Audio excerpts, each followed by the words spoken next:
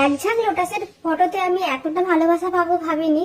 তোমাদের অনেকের অনুরোধে আমি সেই লোটাসের টিউটোরিয়াল নিয়ে এসেছি। লোটাসের প্রথম পাপড়িটা করার জন্য প্রথমে জলের ড্রপের মতন শেপ এঁকে নিয়েছি, এটা একটু লম্বা টাইপের করতে হবে।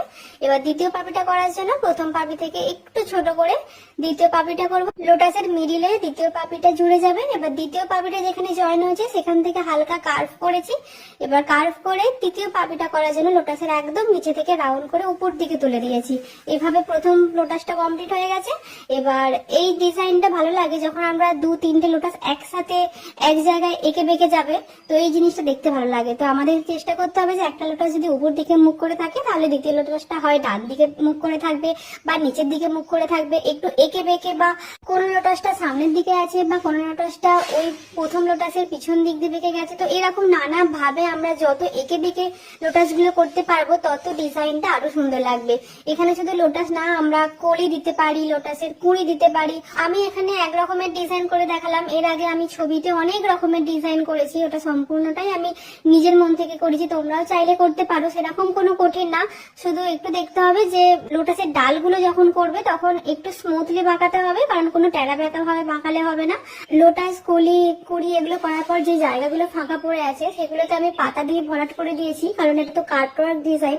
এটাতে আমরা যত ঘন করে ডিজাইন করতে পারবো, মানে একটার সাথে একটা ডিজাইন কাছাকাছি থাকবে বা ভরাট থাকবে, তো সেটাতে দেখতে আরো বেশি ভালো লাগে। তাই আমি এখানে কোনো ফাঁকা জায়গা রাখিনি। শেডিংটা দেখলে বুঝতে পারবে আমি এখানে খুবই অল্প শেডিং দিয়েছি, একদম বেশি শেডিং দিইনি। বেশি শেডিং দিলে অতটাও দেখতে সুন্দর লাগে না, চেষ্টা করবে একদম লাইট শেডিং দেওয়ার। যে কোনো কাজে আমরা যত প্র্যাকটিস করব তত নিখুঁত হবে, তত পরিষ্কার হবে। আমিও যখন প্রথমে শেডিং দিতাম খুবই অপরিষ্কার ভাবে দিতাম, এমনকি বেশি বেশি মেহেন্দি বেরিয়ে যেত, যার কারণে শেডিংটা খুবই মোটা হয়ে যেত, এমন অপরিষ্কার হতো। কিন্তু আস্তে আস্তে প্র্যাকটিস করে করে এখন খুবই হালকা শেডিং হয়। তো শেডিং দিতে গেলে যেহেতু পাতার সাথে কোনটা বারবার ঘষা লাগে, তার কারণে মুখটা খারাপ হয়ে যায়, এমনকি বুঝে যায়, যার কারণে মেহেন্দি বেরোতে চায় না। তাই বারবার চেষ্টা করতে হবে হাত দিয়ে মুখটা বারবার পরিষ্কার করার। আমরা অনেকেই প্রথমে যে ধৈর্য শক্তি নিয়ে কোনো ডিজাইন করতে শুরু করি শেষ পর্যন্ত ধরে রাখতে পারি না। তাই চেষ্টা করবে যে প্রথমে যে ধৈর্যটা নিয়ে কাজ শুরু করেছিলে লাস্ট পর্যন্ত সেই ধৈর্যটা ধরে রাখার।